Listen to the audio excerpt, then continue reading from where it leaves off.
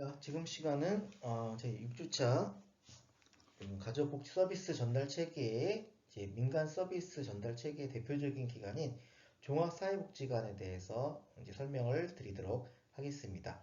여러분들이 지역사회 내에서도 이제 많이 종종 보게 되는 우리 종합사회복지관, 저게 뭐 하는 데일까? 뭐 저게 좀 문화센터라는 느낌도 들고 뭐 여러 가지 뭐 활동적인 뭐 이렇게 뭐 활동들을 보니까 문화센터 뭐 이렇게 체육 뭐 기관인가 생각 들 텐데 이 부분이 바로 이제 대표적인 가족 서비스 전달 체계, 민간 전달 체계라고 볼 수 있겠습니다. 민간 전달 체계라고 하는 건 앞에서도 설명을 했지만 그, 어, 그 민간 전문가들에게 이 운영을 맡겨서 좀 더 지역사회 소통을 원활히 하고 이제 지역사회 협력 체계를 좀 더 원활히 하기 위해서 사실은 아까 앞에서 설명드렸던 그 희망복지 지원단처럼 관 중심의 어떤 전달 체계가 아니라 이렇게 민간 중심 차원에서 소통을 원활히 하고 지역사회 혜택을 견고히 효율성 있게 진행을 하기 위해서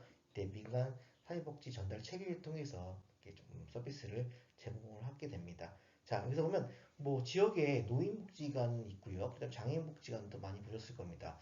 우리는 이제 복지관 중에서는 단정복지관이라 하죠. 서비스 특성에 따라서 임상 대상에 따라서 노인, 장애인, 뭐 여성 그래서 대상에 대해서 특별하게 특화돼서 집중적으로 전문성 있게 서비스를 하라는 차원에서 이게 복지관인 반면에 지역에 보면 또 종합사회복지관이 있습니다.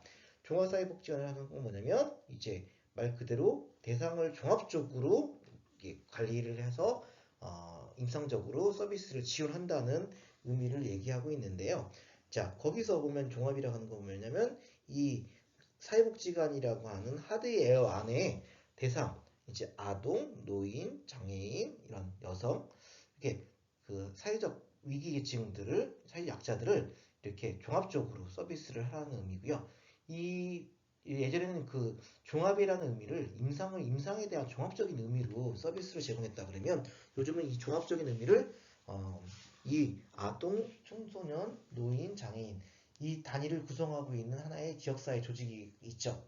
가족이라고 하는 어떤 단위를 종합적인 차원에서 가족지도적인 접근으로 서비스를 하는 측면에서 종합사회복지관을 운영을 하고 있습니다. 자, 그러면 뭐 내용을 좀 보시다 보면 나중에 여기가 대충 어디구나라는 생각을 하시게 될 텐데요.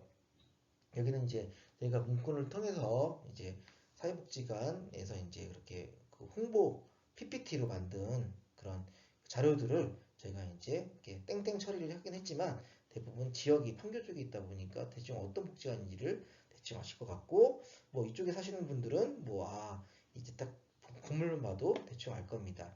여러분들도 혹시 지역사회 이제 현장에 나가게 되면 사회복지사로서 일을 하게 된다면 특히 복지관에 일을 하게 된다면 복지관이 아니더라도 이제 대부분 이렇게 홍보 담당자들이 이렇게 홍보 PPT라든지 또 기술이 있는 친구들은 홍보 영상까지 만들게 되죠. 이런 걸 보면서 여러 친구들이 이제 우리 5, 6주차 때 이제 계속 이제 하게 될 현장의 얘기들을 이제 같이 얘기를 나누려고 하고요. 거기서 이제 대부분 이제 이 PT를 활용해서 나름대로 기관을 홍보를 하게 됩니다. 자, 이 보면 이 전체적인 구성을 볼까요? 자, 복지관 홍보 영상이 이제 시청 자료로 5분간이 삽입되어 있고, 그 다음에 그 복지관 사업 내용에 대해서 얘기를 하고 있습니다.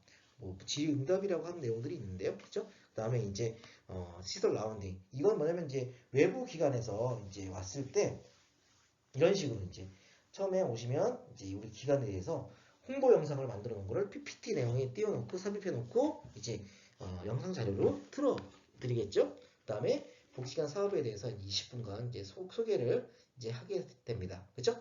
그리고 이제 질의응답은 여기 내방이라고 하죠. 우리 기관에 직접 와서 방문해서 이제 교육을 받는 경우, 뭐 교육을 받는다거나 상담을 받는 경우나 내방이라 하는데 이런 내방한 뭐 외부 손님들한테 이제 질의응답, 뭐 복지관을 뭐 어떻게 운영하시는지 예산이 얼마 되는지 뭐 특화된 프로그램이 어떤 것이라든지 궁금한 내용들에 대해서 질의응답을 하는 시간들을 10분 동안 갖게 되는 것 같습니다. 그렇죠? 그 다음에 이제 시설 라운딩은 뭐죠? 자, 가장 중요한 건 이제 시설을 막 그 라운딩 돌면서 여기는 뭐 하는 곳이며 어떻게 일을 수행을 하고 어떤 인력들이 수행하는지 기간을 한번 순회하면서 돌면서 이제 기간을 소개하는 시간입니다. 전형적인 어떤 기간을 홍보하는 매체라고 볼 수 있겠죠. 자, 기관을 한 방문하게 되면 한 곳에 먼저 가서 이제 서로 간에 인사를 하고 이제 이런 식으로 이제 되는 건지 딱 보시겠죠? 자, 이런 식으로 이제 얘기를 하는데 여기는 우리는 가족복지론 지역사회 서비스 전달 체계의 민간 자원 서비스 전달 체계로서 이제 복지관을 내서 설명을 드린 거기 때문에 이제 복지관 사업 소개 중심으로 이 내용을 전하려고 합니다. 자, 첫 번째 영상은 이제 여기서 담을 필요 없어서 기관 소개로 해서 이제 우리 복지관에 대한 종합사회복지관에 대한 내용들을 간단하게 전개를 하려고 합니다. 자, 아까 말씀드린 바와 같이 이제 사단법인 참사람들이라고 하는 사단법인 비영리 사단법인이라고 하는 위탁을 통해서 이 사업들이 이제 위탁을 하게 되고요. 만약에 판교에서 뭐 여기가 구가 뭐 어떤 구면 이제 뭐 이렇게 구에서 이제 뭐 중구면 중원구 그 지경이면 구청장이 뽑아서 이제 임명을 하겠죠. 근데 여기는 위탁 운영을 이제 참 사람들이라고 하는 위탁 법인을 통해서 이렇게 운영을 하게끔 하고 대표자가 이제 법인 이사들 중에서 이제 대표이사가 이제 대표자가 되겠죠. 그리고 규모는 지상 2층, 지상 3층으로 해서 이제 2016년도에 운영이 돼서 운영을 하고 있고 종합사회복지관뿐만 아니라 이렇게 어린이집, 주간보호센터, 장기요양기관을 이렇게 같이 두고 산하기관으로 두고 있다는 것들을 설명을 하고 있는 것입니다. 자, 2015년부터 이제 설치가 돼서 2016년도부터 본격적인 이런 사업들이 진행이 되고 거기에 따라서 이제 2016년도 후반기 때부터 이제 여러 가지 뭐 행복학습 뭐 여러 가지 뭐 그 조성사업 프로그램이라든지 노인주거보호센터도 부설로 개소돼서 운영이 되어지고 있다. 설명을 하고 있네요. 그리고 2017년 상반기 때 여러 가지 본격적인 지역사회 협력 네트워크가 구축되면서 뭐 그런 보청기사라든지 이 지역사회에 있는 정신보건센터와 업무 협약을 체결해서 지역사회 네트워크를 구성을 하고 있고요. 뭐 강남대학교랑 또 이렇게 사업단을 업무 협약을 하면서 산학협력이라고 하죠. 학교와 현장을 같이 연결하면서 이런 사업들을 진행을 하고 있네요. 자, 그리고 17년도 하반기에는 여러 가지 뭐 새로운 뭐 학교와 뭐 초등학교랑 또 뭐 새로운 또 사업들을 진행하면서 뭐 장학금 전달식도 하고 음악회도 하고 여러 가지 일들을 이렇게 진행을 하고 있네요.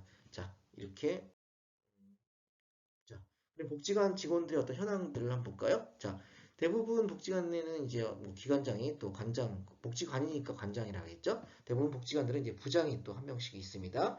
또 이제 그 각자 규모에 따라 다른데 뭐 과장이 한 명인데도 있고 두 명인데도 있고 뭐 그 다음에 밑에 이제 팀장, 팀 체제로 이제 운영이 되겠죠. 그 밑에 사회복사가 6명이 있고요. 그다음에 이제 회계를 보는 총무과 직원이 이제 회계, 또 돌봄교사, 치료사, 또 안전관리기사, 또 환경미화, 또 이렇게 안내하는 사람들이 또 있습니다. 총 29명이 근무를 하고 있는 체제로 운영되고 있고 사회복사가 10명, 또 기타 인력이 19명, 총 29명이 일을 하는 체제로 운영이 되어져 있네요. 자, 관장이 중심으로 해서 이제 운영위원회와 또 자문위원회가 있습니다. 사회복지사업법에 의해서 운영위원회는 그 사업에 대한 전반적인 자문과 심의를 하게끔 돼서 분기별로 한 번씩 설치가 의무화돼서 운영되고 있는 이제 조직기구고요. 거기에 따라서 뭐 자문위원회는 될 수도 있고 안 될 수도 있지만 저희 같은 경우는 저희 노인보호 전문기관 같은 경우는 노인학대 사례에 대해서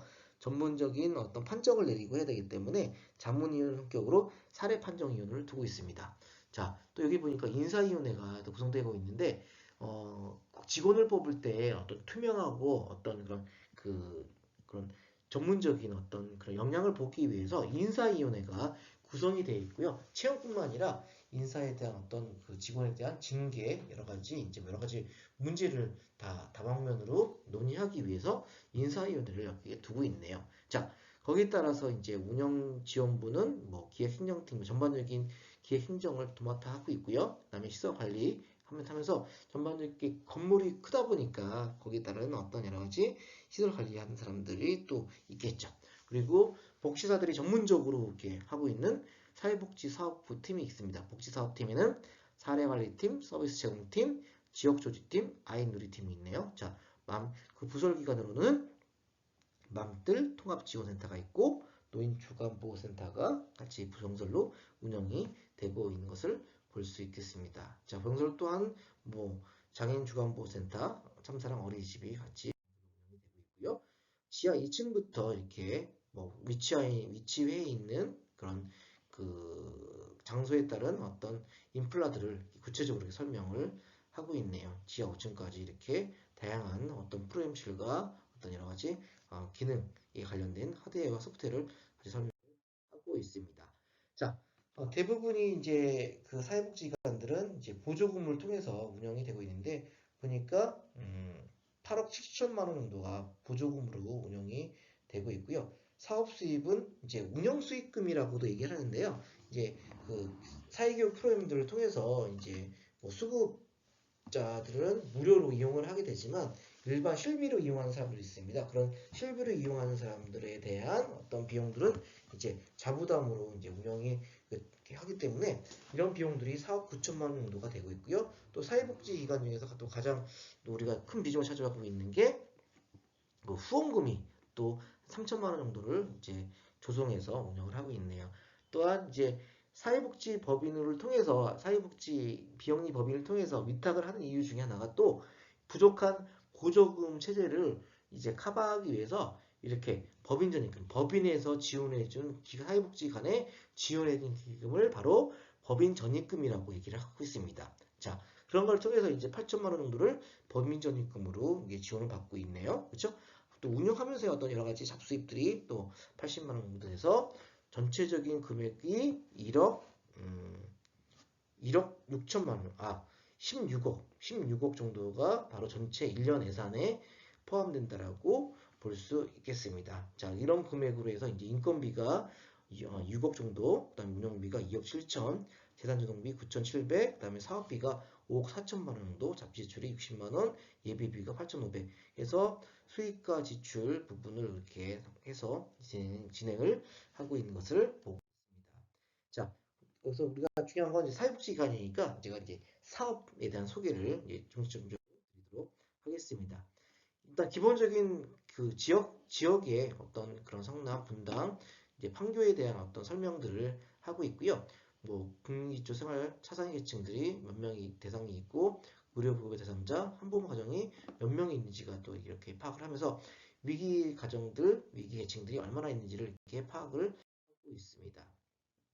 이 복지관의 어떤 설립 이전, 비전과 미션을 설명하고 있고요. 또 직원들이 나와서 이렇게 뭐 간단하게 뭐 프랜카드를 들고 기간을 함께 나눠요라고 하는 어떤 얘기를 하면서 간단하게 자기 복지관을 소개하고 있네요. 자, 복지관에서도 5대 중점 사업이 있는데 여기서는 이제 우리 복지관에서는 특성화된 팀 체제로 해서 이제 굉장히 서비스를 집중적으로 하고 있다는 것들을 설명을 하고 있네요. 사례관리, 서비스 제공, 지역사회 조직화 사업들을 이제 이 복지관에서는 하고 있는데요. 사업 내용들을 봤을 때 팀별로 사례관리 사업에서 보면은 협치와 연계를 바탕으로 지역사회 네트워크 구축을 통해서 당사자의 욕구와 특성에 맞는 맞춤형 사례 관리를 하고 있다는 걸 얘기하고 있네요. 자, 예전에는 이제 서비스를 공급자 중심에서 서비스를 제공했다 그러면 이제는 수요자 중심, 본인들이 요구하는 욕구와 이렇게 그 요구에 맞게끔 이제 문제에 맞게끔 서비스를 제공하는 사례 관리 사업을 하고 있다는 거고요. 그다음에 조사 통계 자료를 기반으로 하는 사례 관리 서비스 맵.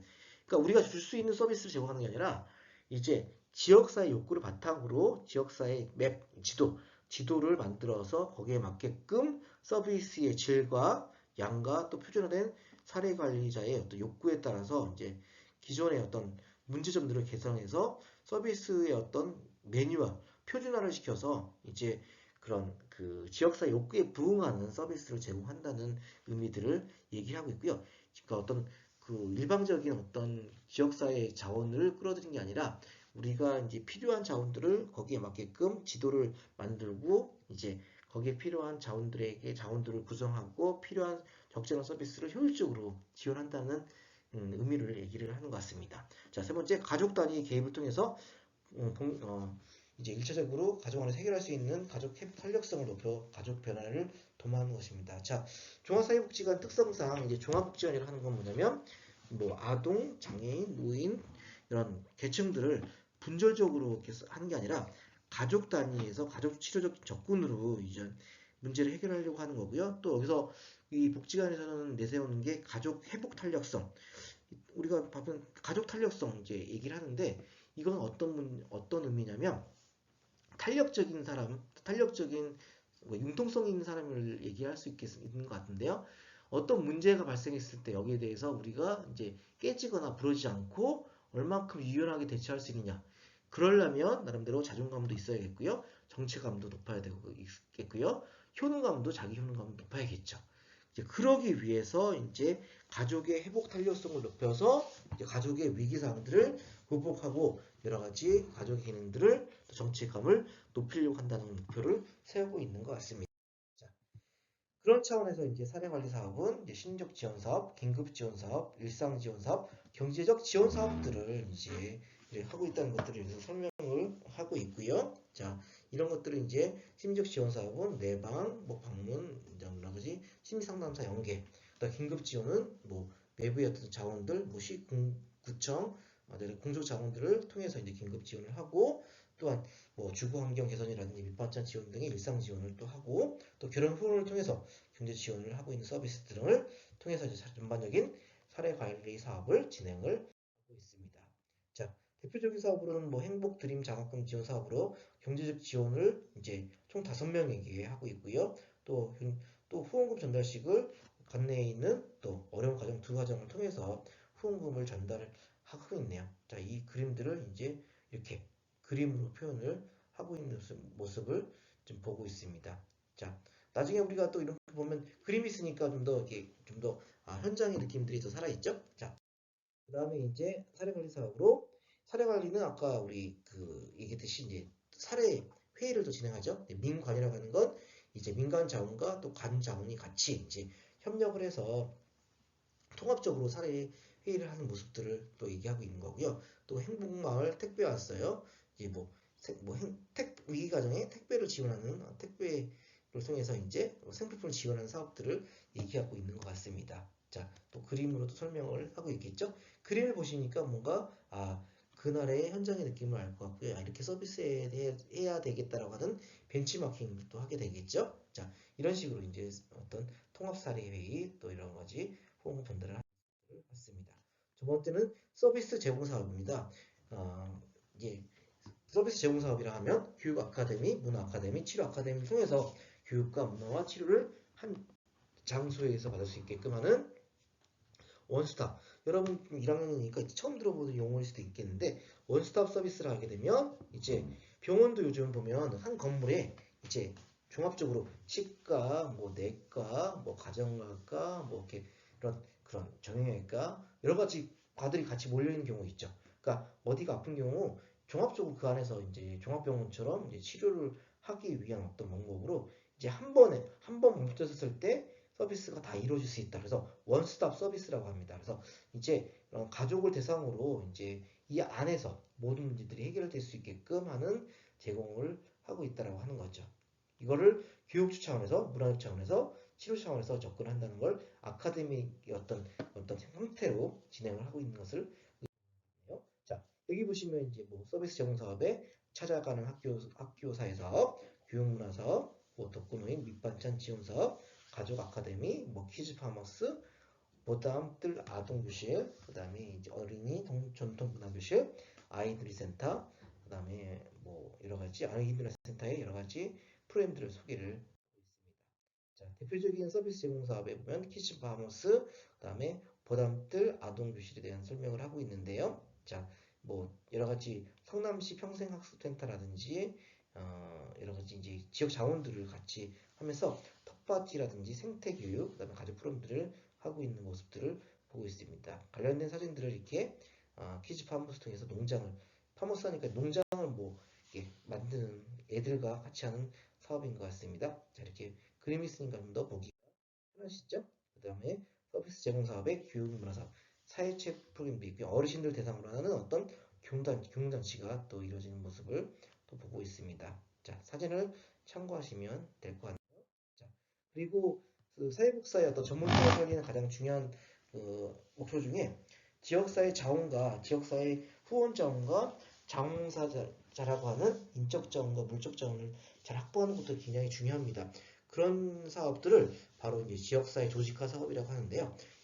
이것이 바로 또 우리 사회복사의 전문성을 드러내는 굉장히 중요한 어떤 사업이라고 볼 수 있겠습니다.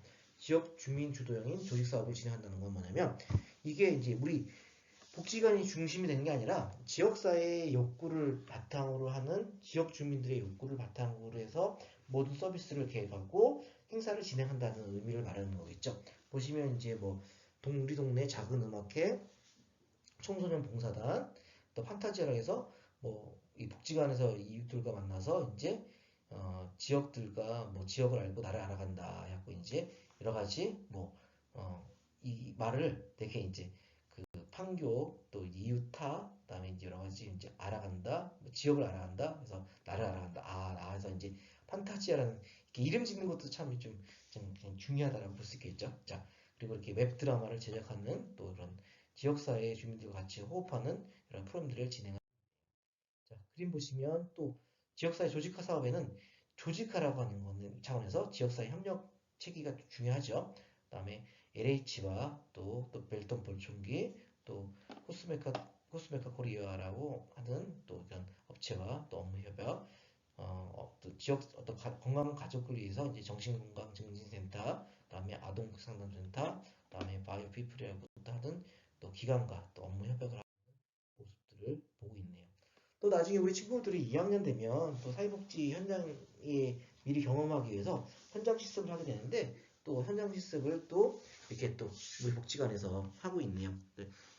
연간 2회씩 진행하면서 어렵겠지만 사실은 우리 기관에도 실시를 하고 있지만 미래 사회복사를 양성하는 의미에서 복지관들이 자기 시간 뺏겨가긴 하는 거지만 이렇게 사회복지 현장 실습을 통해서 현장을 예비 사회복사들이 미리 알아갈 수 있게끔 하는 어떤 교육 사업도 굉장히 해야 될 사업이고 어렵지만 진행을 해야 될 사업 중에 하나겠죠. 그리고 나중에 또 우리 학생들이 어떤 현장 실습을 하느냐, 어떤 기관에서 현장 실습을 하느냐도 굉장히 중요하다라고 볼 수 있겠는데요. 사실은 굉장히 미래의 선행적인 경험을 위해서 사실은 사회복지기관을 현장 실습한다는 건 굉장히 중요한 부분이라고 있겠습니다. 또 덧붙여서 아이누리센터, 아동, 그러니까 우리 복지관은 아동을 위한 어떤 서비스들을 굉장히 많이 또 하고 있네요.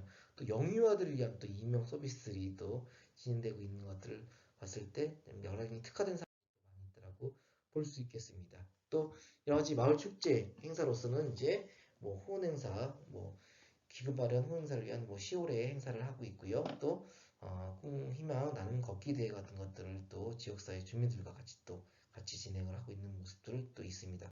이렇게 사진으로 같이 참고하시면 자, 그리고 만리축제로서 뭐 개관 1주년 행사를 16년도에 개관을 하다 보니까 17년도에 개관 1주년 행사를 한 모습들을 또 이렇게 사진으로 또 볼 수 있겠네요.